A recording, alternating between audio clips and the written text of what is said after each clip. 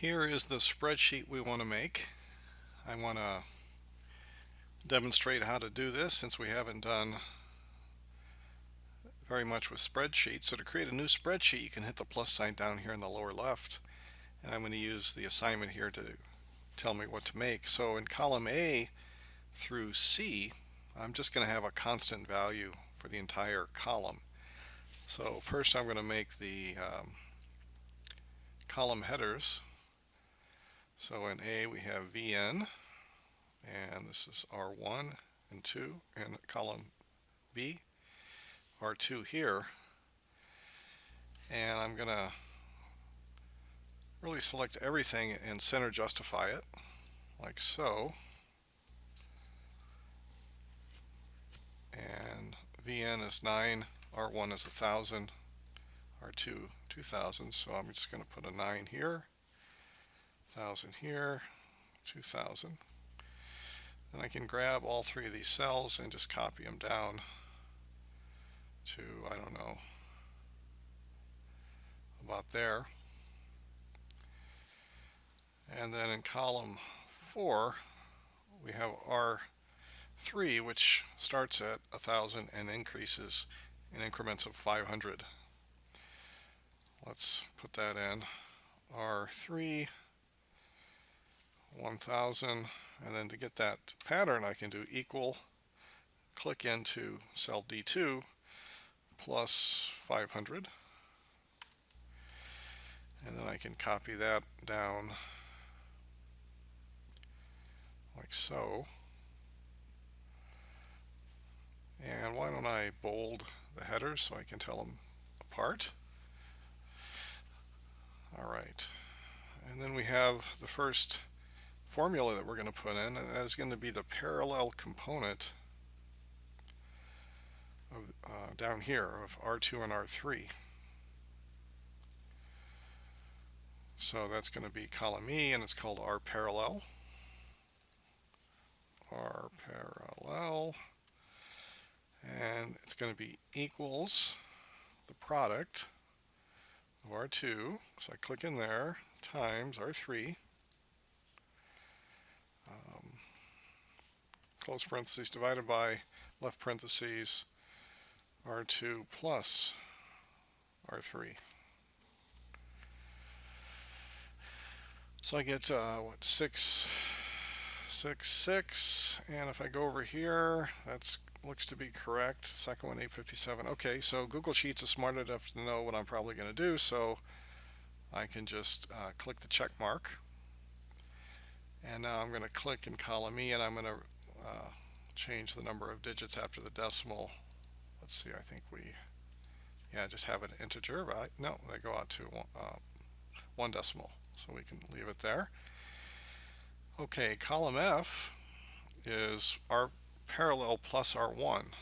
So we can just write that here, R parallel plus R1.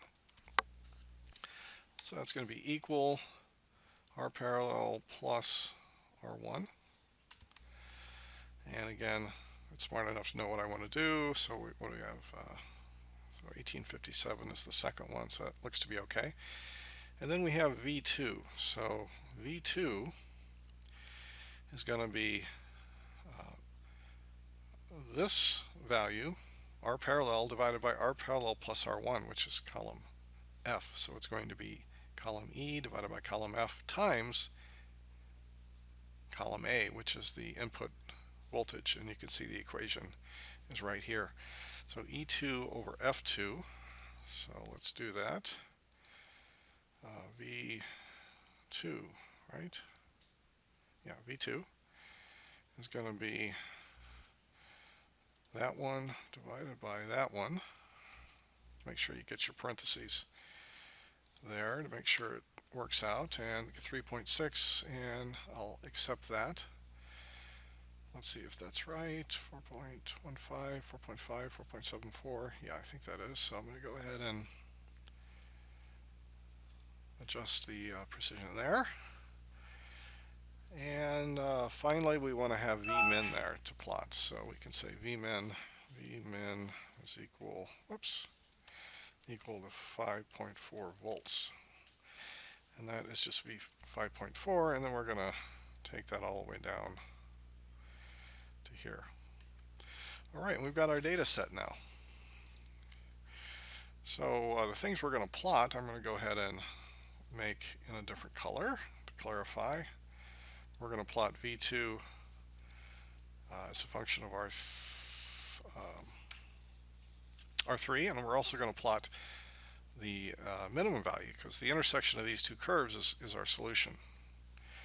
So I'll grab columns G and H, insert chart, and by default it gives me a column chart. I don't want that, I want a line chart. There it is. And now I want to make sure that it's plotted versus R3, so I want to come over here to the x-axis and click here in the chart setup, and click this little button here for select a data range, and I think I can just click column D up here. Let's see if that works. Yeah, I think it did.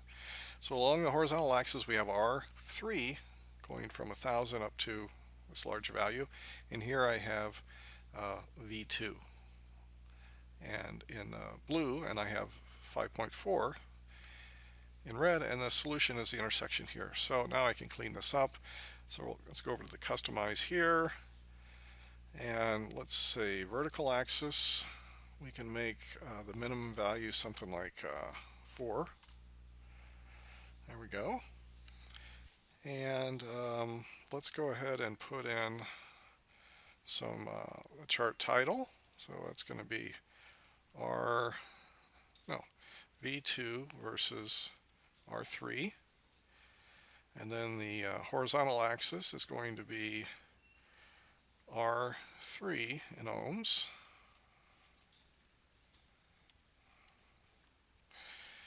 And the vertical axis is going to be V2 in volts. Okay. And we can play with how to modifying the spacing between the values there. So that's I think on grid lines and tick marks, and it says, okay, how do you want to space out the major points? This is be a step. Right now it's a step of 2500. Let's take that to 1000. So that's going to be the step between major spacing, major grid line spacing. All right, that's a little better. We could even maybe go down to 500. That's going to make a cluttered chart, but it's going to maybe give us a little more precision, our visibility of what we're looking at. We know that our solution is 6000 right there, and I think we can leave it like that. All right, so that's how you make the chart. And then what about, be sure and rename this correctly. So I think this is supposed to be, let's rename the tab. That tab is supposed to be called voltage divider loading.